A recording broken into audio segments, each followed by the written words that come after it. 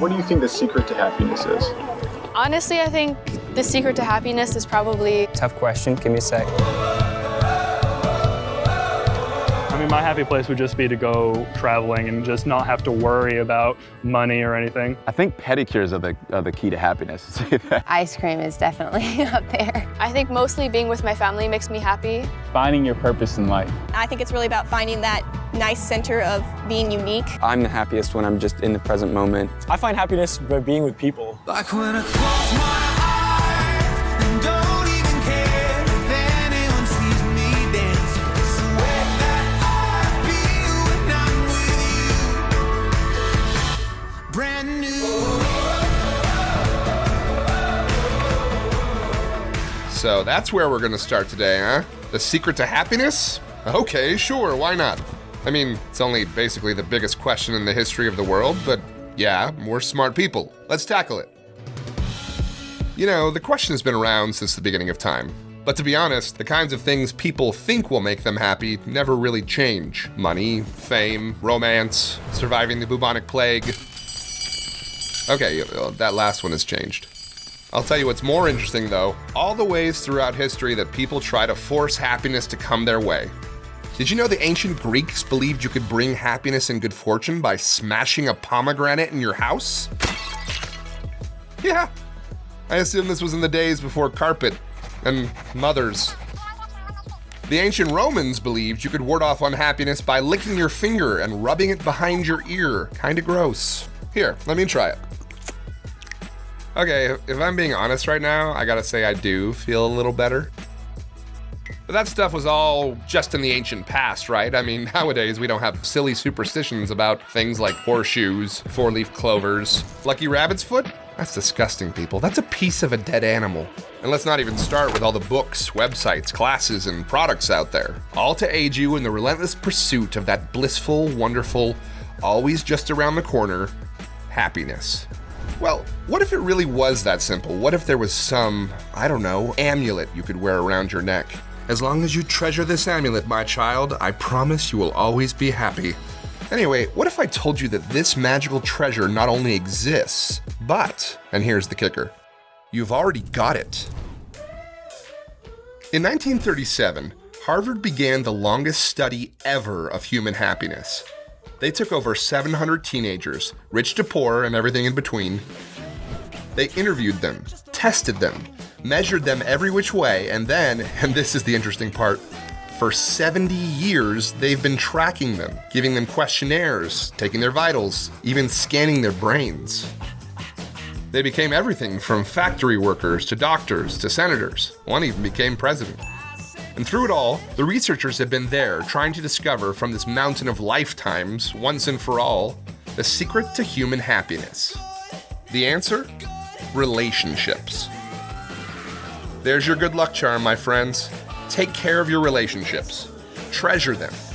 The study is so absolutely, positively unequivocal on this one point, it led the lead researcher to say, and I quote, "Happiness is love. Full stop." So why are we starting today with this big, age-old question about happiness? Because happiness is love. Happiness is relationships. And if that's true, then anything that damages your relationships will damage your happiness just the same.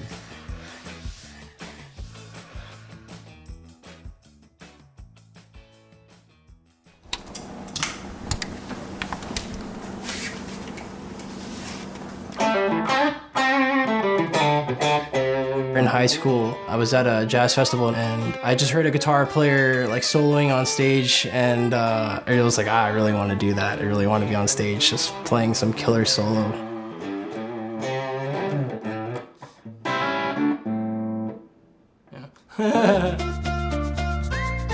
My name is Preston. I'm from Winnipeg, Manitoba. I met my girlfriend Chantel 3 years ago.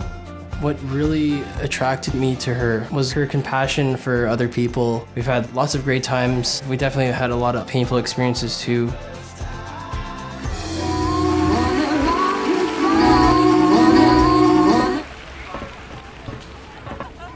I first saw pornography when I was like 8 to 10, around there. Like growing up, I should have been chasing girls or talking to girls, but I was too busy watching pornography. Now, why talk about how porn affects relationships? I mean, relationships don't watch porn, right? People do, individuals. And the effects are happening individually in each viewer's brain. And maybe that's all that would matter if we spent our lives alone, but we don't. We spend our lives in relationships, in couples, in families, in communities.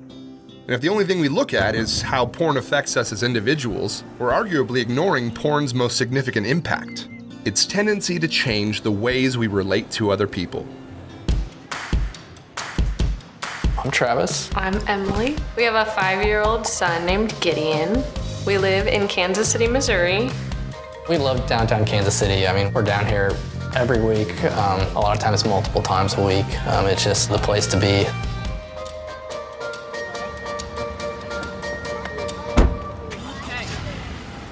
And I think we were probably dating about a year or more before she, found out about my porn problem. And man, I would stay up until 2, 3, 4 in the morning, really until I just was so exhausted that I couldn't stay awake anymore, just downloading and consuming porn. If we want to talk about how porn affects relationships, we have to talk about how porn affects the ways we think and act toward other people. And to talk about that, I think you know where I'm going with this, we have to talk about a little Italian monkey. What, you didn't know there were Italian monkeys? Well, have I got a story for you. One day, back in the early 1990s, a little monkey sat alone in her cage in a laboratory at an Italian university with electrodes attached to her brain. Why were there electrodes in her brain? Because scientists in that lab were testing her motor cells. Motor cells. That means physical action, folks. In other words, the brain electrodes were not there to test what the monkey thought. They were there to test what the monkey physically did. Why am I saying this? Just trust me. It's going to be important later in the story. So these electrodes make a sound when the monkey does something that sets off that part of her brain. Pick something up, bzzz. Throw something, bzzz. You get the idea. Well, our story starts at lunchtime. Nobody doing any experiments, little monkey just hanging out in her cage, minding her business. But at that very moment, across the lab, one of the researchers picked up a peanut and bzzz, the monkey's electrodes went off. Now, how amazing is that? Okay, did you guys remember the thing I told you to remember? You forgot, didn't you? Dang it. I said it was going to be important. The electrodes were attached to the part of the monkey's brain that actually physically reaches out and picks up a peanut. But the monkey is just sitting there, clear across the room, not eating a peanut, as someone else eats a peanut. And the monkey's brain is buzzing as if she was the one doing it. It was a total fluke, accidental discovery. What that scientist had just stumbled upon was, to quote another researcher, mirror neurons. One of the most important discoveries ever made about the brain. In fact, here, let Dr. Doan explain it. He has like 3 degrees, 2 of which are in neuroscience. Basically, he's really, really smart. So as human beings, when we're watching something, such as a video or a movie, we have neurons that fire in our brains that are similar to if we were doing it ourselves. So mirror neurons are extremely powerful. Okay, so we learn by watching, but it's deeper than that. If we're emotionally connected or if something excites us, then that helps us learn better.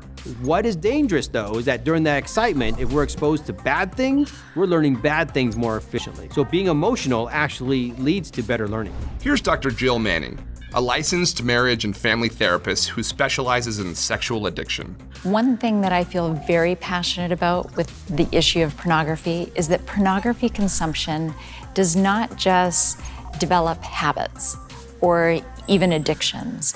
It changes people, and it changes you in ways that will handicap your ability to connect and attach in healthy, loving ways. So my name is Ash Cruz. I am from LA. I'm a SoCal girl, definitely through and through.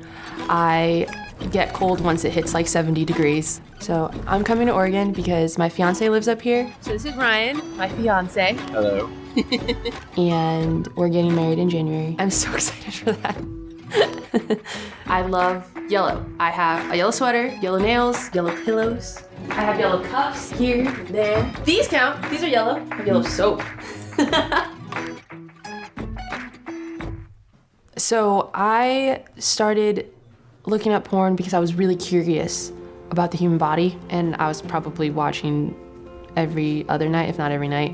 One of the ways that it changed me was in how I view men. It changed the way in which I relate to people. I thought I was satisfying some desire. Afterwards, I would just feel empty, just nothing. All right, so porn changes us. But what does it change?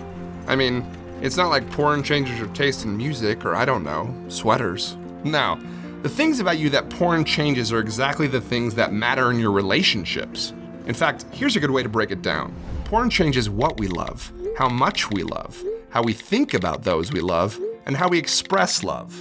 So let's talk about that. How exactly does porn change what we love? Scholars have what they refer to as the arousal template. In simple terms, it's kind of just means what do we find attractive. That's Dr. Jason S. Carroll, Associate Director of the Wheatley Institution. He's also a professor of marriage and family relations, so basically he knows a lot about how things affect relationships. Pornography right now functions as a supernormal stimulus. Everything is exaggerated, and as we consume those images over and over again, it can't help but influence how we see ourselves, but also how we start to see others. It makes sense that porn would affect what we love, because over time it can change what we're attracted to and what we desire. And that's where we come to the second way porn affects relationships. There's been new longitudinal studies that have come out that have shown negative impacts on the sense of satisfaction with the relationships and the sense of quality of the relationships.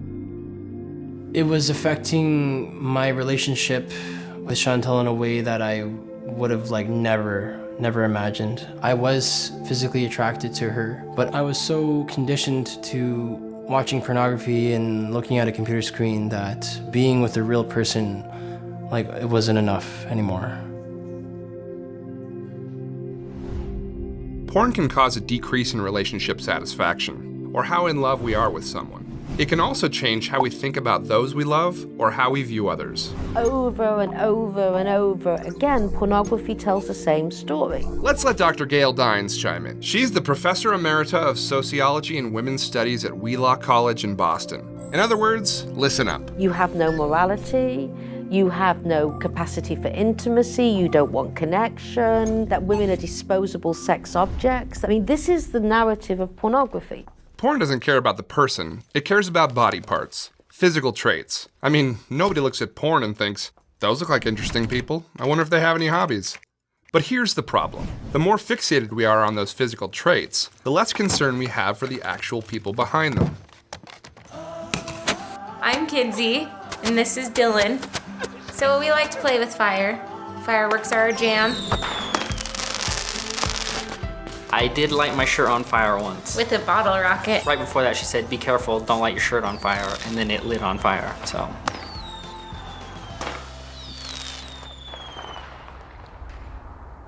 While we were dating, I noticed that Dylan became pretty closed off. I couldn't get him to talk about anything. I would try to get him to talk about his day or feelings or emotions, and he was almost like a brick wall. And to me, that created kind of a warning sign or a flag that something was wrong. She just flat out asked me, have you or do you struggle with pornography? And I remember taking a minute and saying, yes, it's something that I struggle with now and something that I've struggled with for a while. And I think initially when I found out, I felt shattered. I could tell it was a destructive behavior, and I was kind of viewing women kind of more as an object. I think it's so easy when you're constantly watching porn to just see women as these objects that are only there for my gratification. There were so many moments that I could have been helping us experience the joys of a family that, you know, she kind of felt like a single mom, I think, for a lot of years, because I was more focused on my porn than I was her and our son. I think my view of love before I probably even said this on multiple occasions, is love doesn't exist. Pornography is not about relationship. It is about immediate gratification. It is about me, my. Let's hear from Dr. Freda Bush. She's the president of the Medical Institute for Sexual Health in Austin, Texas. Therefore, you're getting a distorted view of what it really means to be human. I didn't want a real relationship with anyone. The drama that you have to put up with, all the other things, like that wasn't worth it to me. I just wanted to be alone and do whatever I wanted to do. It just couldn't, the real life couldn't live up to the fantasy expectation that I had. Of course, porn is going to change how we think about those we love, because it makes us see them as less than human. And that immediately impacts the ways we express, or don't express, that love each and every day. The human brain, when it seeks and looks at pornography, it looks for new content and variety of content. So softcore porn won't stay softcore for very long. For the human brain to be stimulated and excited, it has to escalate and change content. I got to the point where just viewing porn really wasn't enough for me. And so I wanted, kind of real life porn. And so I really began to seek out, different women in internet chat rooms, dating sites, and try to see if I can get them to send me anything that they'd be willing to. So what we expose our brains to physically changes our brain at the molecular level, but if we feed it garbage like porn and sexual content that's violent, that can actually train the brain to change in a very harmful way.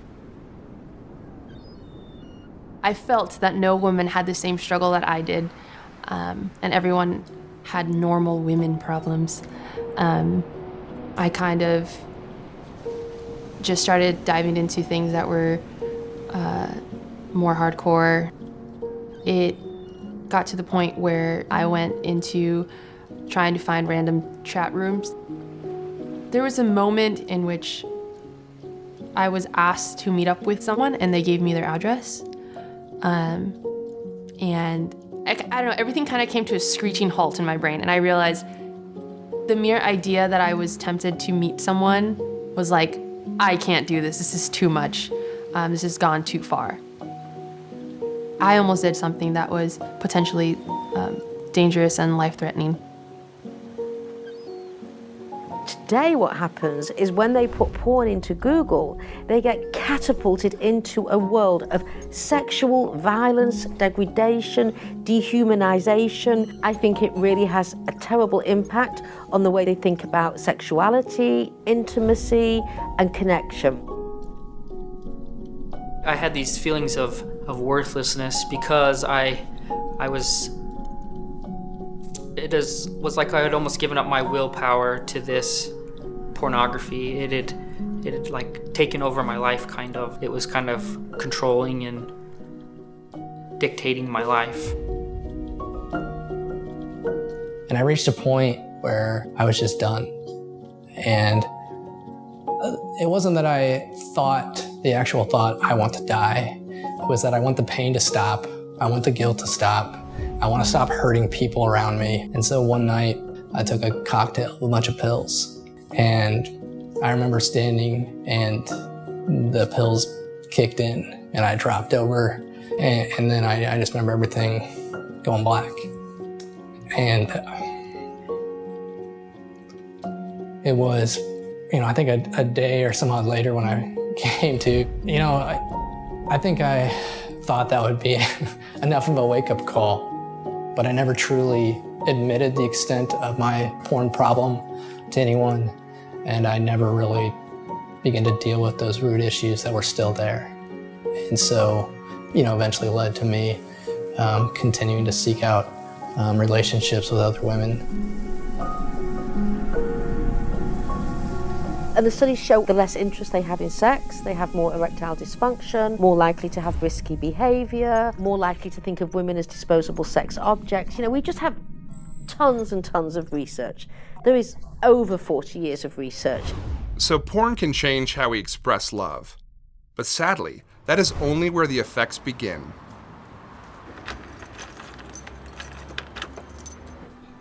Porn made me think that being in a relationship with someone meant all there is physical intimacy.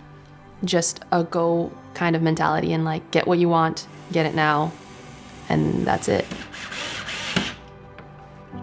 So when I first started dating Ryan, there were definitely times where I think I was seeking like my own like physical gratification, and I was just viewing Ryan as like an object to satisfy that. And if he didn't want to like be physically intimate with me, then it would just push me towards wanting to watch porn. I felt like intimacy was really difficult in our marriage, and I feel like it continues to be. I also noticed that he became more defensive. He would just snap at random occasions with no explanation as to why. And it made me question if I wanted to maintain the relationship or not. I was concerned that the behaviors he was exhibiting were going to continue and just magnify over time. And I feared that that would affect our relationship negatively. And then now dozens of studies showing those who view pornography have about 2 times the likelihood of getting divorced. Premarital couples have found that when they're dating courtship couples, much more likely to break up. But when you actually start to see relationships not staying together, I mean, that's kind of the quintessential measure of, is this having a negative impact? And as more and more studies are released on the ways porn affects relationships, the evidence gets stronger. There is not a single longitudinal study showing that porn makes relationships better, and there are more studies every year showing it makes them worse. In fact, one of the biggest things to happen in the world of relationship studies in the last few years was a letter from the Gottman Institute. What is the Gottman Institute? Well, marriage expert John Gottman. The Gottman Institute. 30 years and thousands of couples. The nation's foremost researcher on marriage and relationships. The experts at the Gottman Institute. Dr. Gottman, you say you can predict with 94% accuracy whether a couple is going to stay together or not. For a long time, the Gottmans didn't have much to say about porn, which is why it grabbed everyone's attention when they suddenly released a letter that said, "In summary, we are led to unconditionally conclude that for many reasons, pornography poses a serious threat to couple intimacy and relationship harmony." On some level, everyone knows what real love looks like, and most people would look at the violence and victimization in porn and say, yeah, that's bad, we probably don't want that in our relationship. But here's an interesting thought experiment for you. What if porn only showed healthy relationships? No, seriously. What if porn depicted nothing but real people in loving, committed relationships? If the problem with porn is the violence and abuse, then would taking all that stuff out make it, I don't know, good for you? While you're thinking about that, here's a question for you. It might be a little off topic, but here we go. What's your favorite machine? Tough call here. What do you think? Pickup truck? Curling iron? Yeah, okay. I know for most of you it's probably your phone. Junkies. For myself, I probably gotta go with the waffle iron. If you think about it, you got like 1,000 choices. And that's after you've decided whether you're going American, Belgian, or Norwegian. Go with Norwegian, trust me. It's just one tiny example of the fact that we've got a machine for just about everything these days. You ever stop and think about it? I mean, how many machines have you used today? For most of you, the day probably started when a machine woke you up. Machines meet so many of our needs, from the machines that'll keep you breathing and alive in a hospital, all the way down to the machines that serve no other purpose than to entertain us or waste our time. That has some experts asking just how far can our machine relationships go? So what's really cool about sexual intimacy is that we have hormones that are being released that are actually bonding hormones. But because of porn, we're literally bonding with the screen. And when that happens, that tears up families, that tears up relationships, that tears up the fabric of what our communities are made of. There are a lot of things we can say about porn and relationships, but maybe the most important thing we can say is also the most basic. Watching pornography causes you to bond with a box of wires and circuits, while your real relationships are out there somewhere else, passing you by. And that would still be true, whether porn depicted healthy relationships or not. When Chantal found out about the pornography use, she was really hurt. She was confused. She thought she wasn't enough anymore really put us into quite the depression. I started to get hit by a lot of guilt and shame because it was affecting my relationship with Chantel. I've been watching pornography for like more than half my life, and I just wanted to get out of that slump, out of that lethargic feeling, out of the depression. Just to see us like fall apart over like porn videos was really, really hard for me to see. The lady on the screen or the man on the screen never say no. That's not reality. And so my concern would be that you then go seeking elsewhere than the person that you have relationship with. It's a little over 2 years. One of the other women that I'd been having an ongoing affair with for a long time kind of reached out to Emily via Facebook. And she's just like, your husband's living a double life, he has another Facebook account, and all these different things. And I just felt like completely lost. The evening after Emily had received those messages, we went out on a walk. My first question was, what do you want? And he said, I don't know. And hearing that answer, like hearing from your husband, you know, I don't know what I want, it's just heartbreaking. Like, oh, so my husband doesn't even know if he wants to be married to me. The years leading up to that, those were very traumatic years for me. I mean, betrayal trauma, that's something that spouses go through when they've been married to someone who betrays them, and then it's like betrayal after betrayal after betrayal, and you kind of develop this PTSD from it. I turned into a shell, and I had, you know, built up this wall to protect myself so I wouldn't get hurt anymore, and so things that would happen, you know, I just started blocking them out. And I just, you know, began sobbing. And while she was mad, it was more like she was looking at me as someone who needed help. And she was deeply hurt. You know, I remember her looking at me multiple times and saying, you know, you can get past this, we can get help. Like, I'm not leaving you, I wanna help you fight this. And, you know, it was just, at that point, I didn't want the marriage to end. At that point, I hated the porn, and I was so frustrated at myself, and I was just sick of it.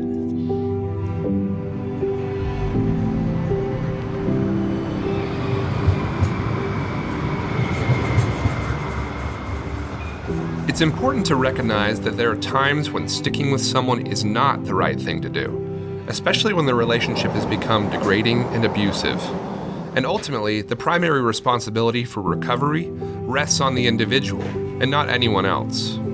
It took Kenzie a few days to think about if she wanted to continue down this path in our relationship. I knew that I loved Kenzie at that point and that I could see myself marrying her, and that's what was important to me. And I kind of had that internal moment of I'll do anything that I can to make it work.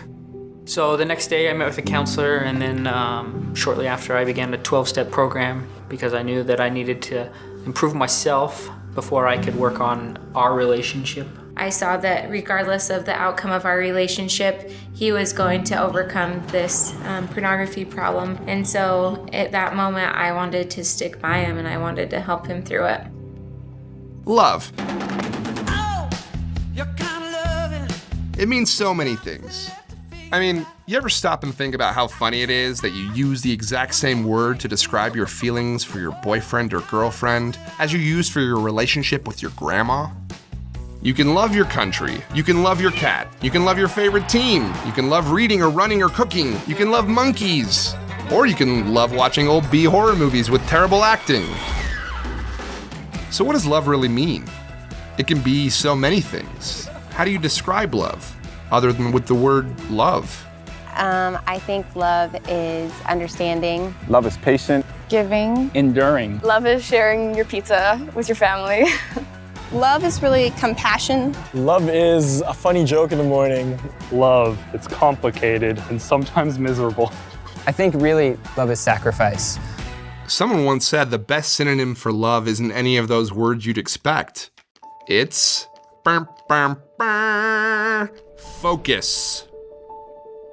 To love someone is to focus. What a person looks like, how they talk, how they walk, what makes them laugh, what makes them cry. But then porn comes in and tears that focus away.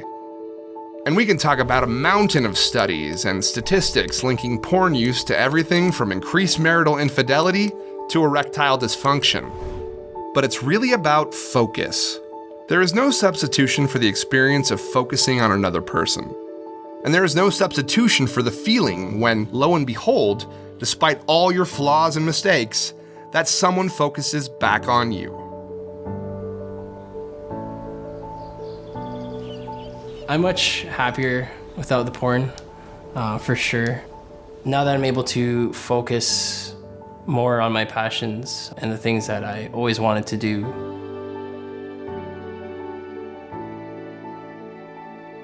Since overcoming pornography, I'm happier.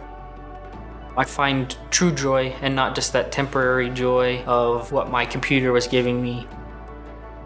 About 6 to 8 months without watching porn, I began to notice here I have this absolutely incredibly beautiful wife.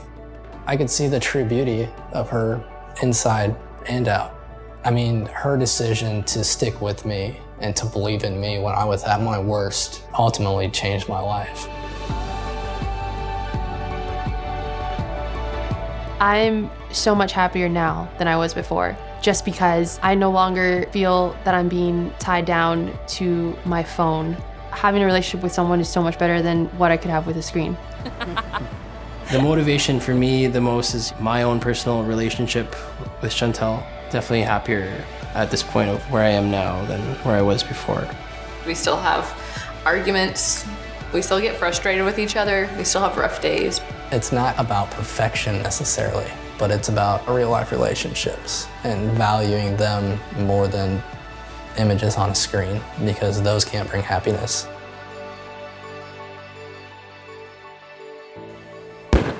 I find joy that lasts in the things that last.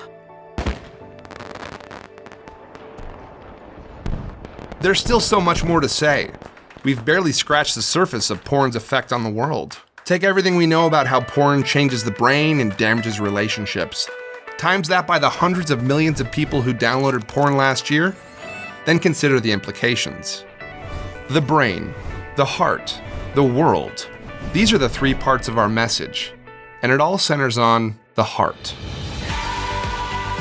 Consider the heart. Consider the things people do every day for love. They step in front of bullets. They uproot their lives, move their homes, change their names, all in the wonderful, awful, joyous, single-minded pursuit of the heart, to love and be loved. The deepest needs of your own fragile heart can only ever be met in the fragile heart of another person.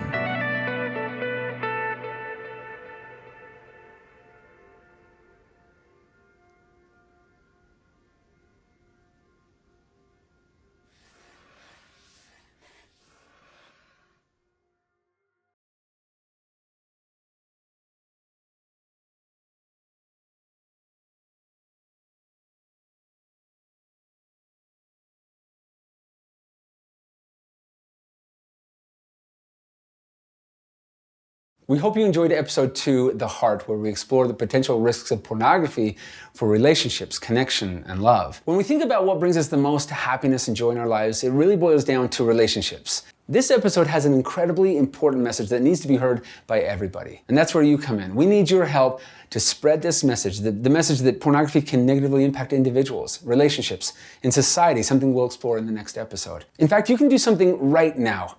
Share this link with somebody that you care about, or share it on social media. Or you could simply have a conversation with somebody about this series. Believe me, this movement has grown to what it is because of people like you, who are willing to stand up and say something or do something. One of my favorite quotes of all time is by Edward Everett Hale. He said, "I am only one, but I am one. I cannot do everything, but I can do something, and I will not let what I cannot do interfere with what I can do." So be bold and help us change the conversation by sharing this documentary series.